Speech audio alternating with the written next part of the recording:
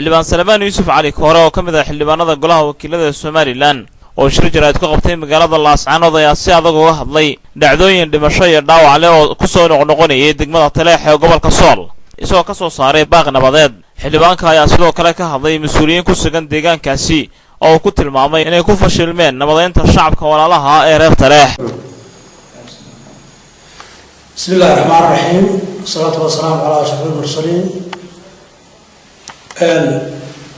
waxaan halkan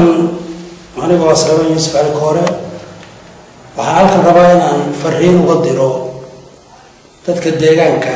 degmada Taleex oo runtii waayadan dambe ay soo noqonayaan arrimo badan oo dhibaato ah oo aan ku habboonayn dadka wada nool ee walaalaha ee wada dhashay oo ay muuqato in colaadu maalinba maalinta ka dambaysa sii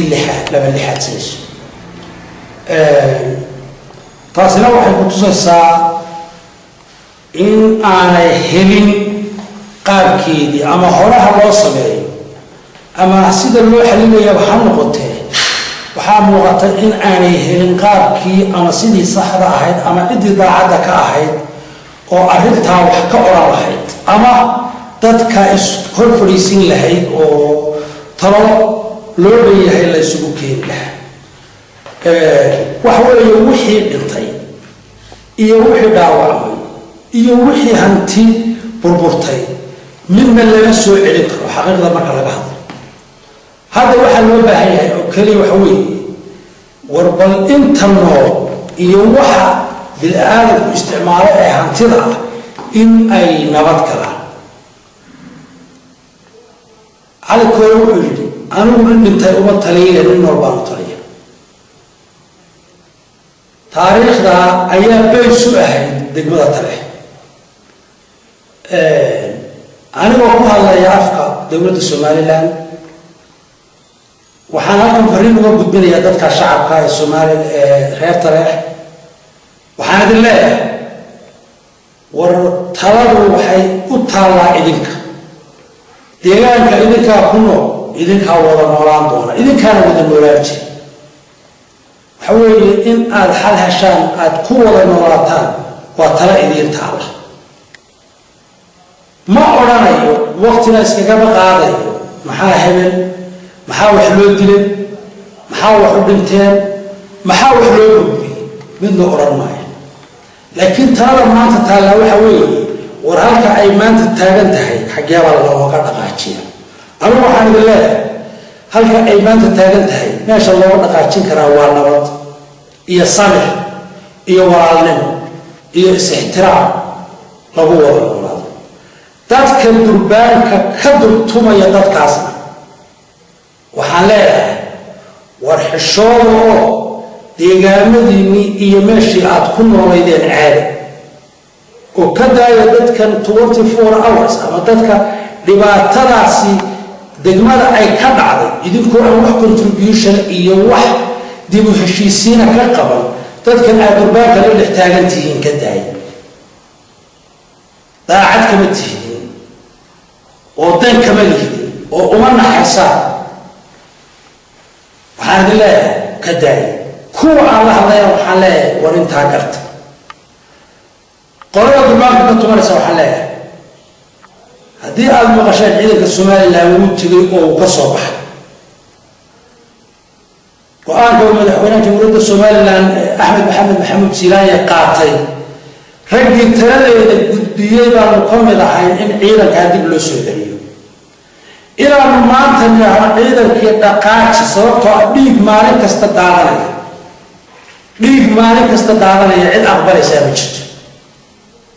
inaanu nidhaahno dhaqaaji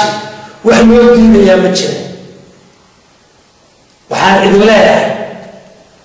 xukuumadda Somaliland iyo dowladda Somaliland iyo madaxweynaha Somaliland ee aan saaka ka wakiilnahay waxay diyaar u yihiin si alla sidii lagu xalili lahaa arrinta inay talo iyo tusaale iyo waxtar intaba ka bixiyaan. haddana waxaan idiin soo jeedinaya miiska kama foga nimanka durbaanka ka dulhaya dadka noocaasa deegaanka yagi weeye dalkaygi weeye meeshaanu ku dhaqnay weeye dadka meesha jooga ehelkaygi weeye waa meeshaanu ku dhalanay in dhiig sidaa uga daato oo maalin kasta la isku dilo oo ay sii socoto oo lagu faraxsan yahay oo durbaan laga dulhayo kuma qanacsanin kumana faraxsanin aad baanu uga tiiraayoonayna ciddii dhimatay ee deegaanka ku dhimatay iyo hantidii burburtay waxaan idin leenahay ka daaya oo deegaanka iskaga baxa wax loo diidayaa ma jiro sidaan hore u sheegay wax loo diidayaa ma jiro in aanu dadkaa u naxno oo aanu nabadgelyadooda sugno oo ciidanka Somaliland uu gaadho si permanently u gaadho degmada Taleex dadka reer Taleex ciidanku in la dul keeno waxaa u sabab noqonaya iyagoo istilaya nimanka durbaanka ka dultuman taladaydu walaalayaal waa taa